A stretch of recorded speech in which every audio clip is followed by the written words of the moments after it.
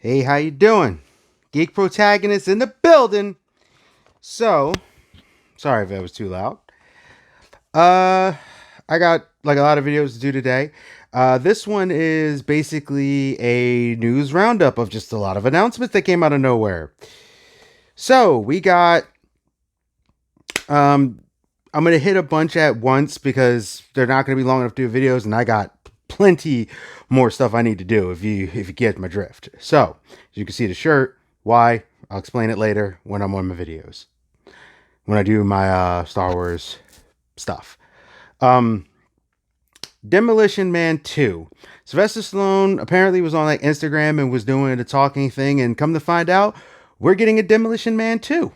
And it's an early talk, so don't be expecting this, next year or something.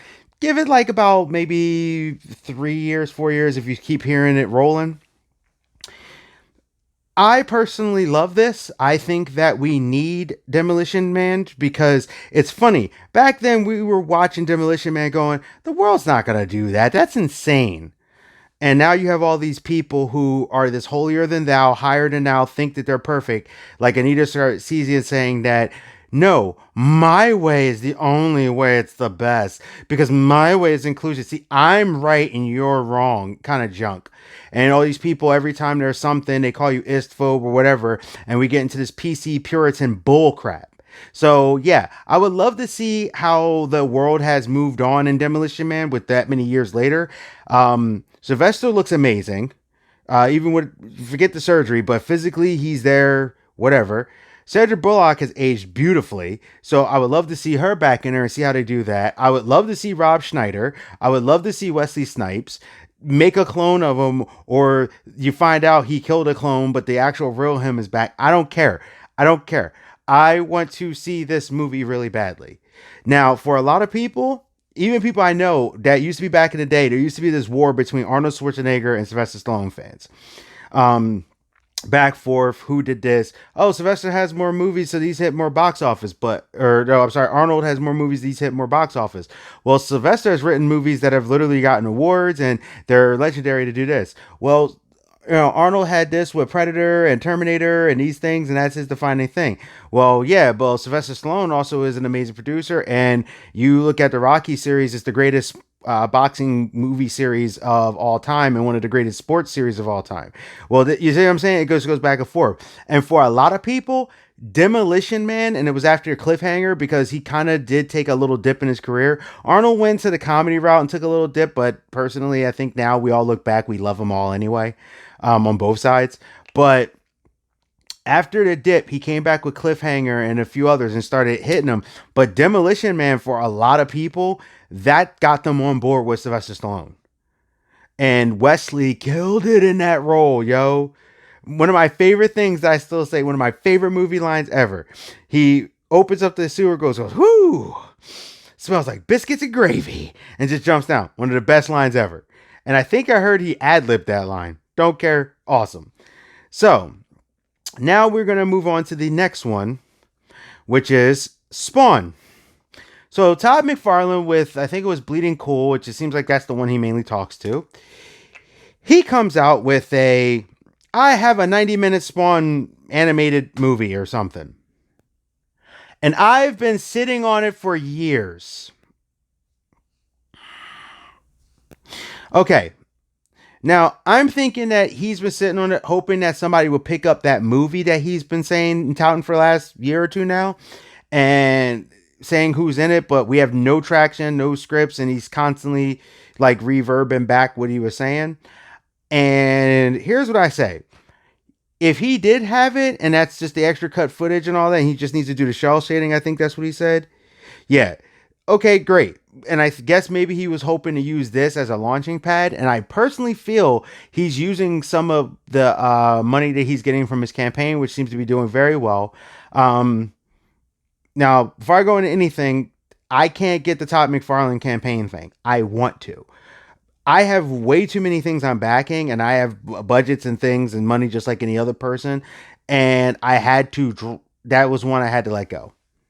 But if you can get it, get it. It looks cool. You get like I think you get the comic book last time I looked at it, with a new cover, and you get these awesome toys. And I want one, but I don't think I'll be able to do it with all the books and everything else I want to do. Also, there are some books like Cyberfrog, a few others that I want to do, and I'm going to actually throw a couple up here because I said I was going to start doing that, of things I'm backing. So it's one of the ones I had to sacrifice a few, and it was one of the ones I had to sacrifice. Sucks, but it is what it is. And my biggest thing is this. I don't care if you're about making money, but just be honest that this is what you're about. You're about making money. And the reason why I'm saying that is because Todd McFarlane keeps saying things, but it also feels like he's kind of about money. I have no problem with that whatsoever. I just want you to be real about it. You've had, all right, there's some hardcore Spawn fans. I love the HBO series.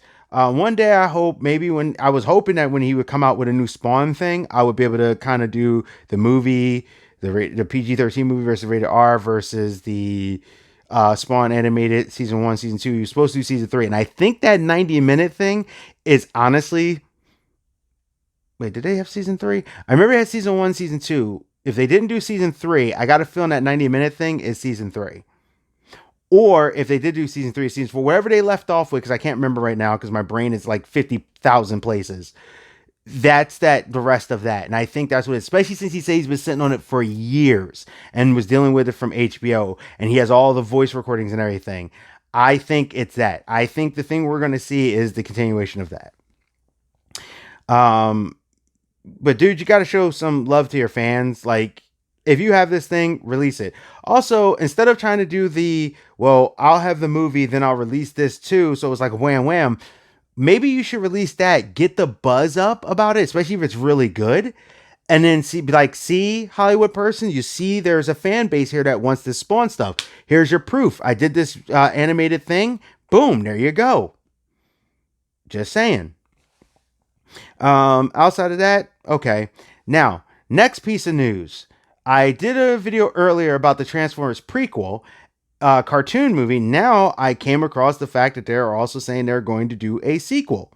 Now, I forgot who was reporting it, but they basically said they know it's going to be a sequel. They don't know what the sequel is going to be about.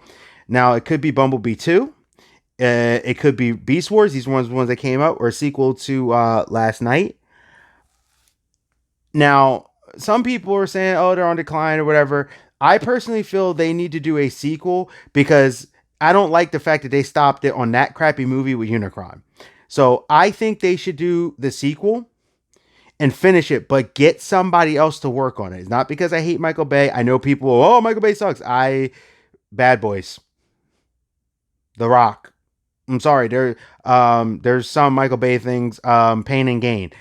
I actually do like Transformers. Like, there's Michael Bay things. I'm like, I'm sorry, y'all can say what you want. I think he's fine when he's in his element. When he's in his element. I definitely think they should just do a Bumblebee 2. I don't care what they say. I don't care if it made it low or not. You need to watch Bumblebee 2. Beast Wars. See, the problem is that the way they do the CG and stuff, it might, I don't know how to, they could make it work. Like, okay, this is how I think Beast Wars could work. If they did the whole thing like how they did with Lion King with the actual animals, but then maybe you get some beast parts or whatever, or you have the transform, like that could work, but it also could feel out of place. You got to be really careful and really find that fine line because you don't want it to, because their dinosaurs and stuff that they've done already are very metallic. And it's like, are you going to go that route? Are you going to go to Beast Machines route and just call it Beast Wars with Optimus Max, like Primal?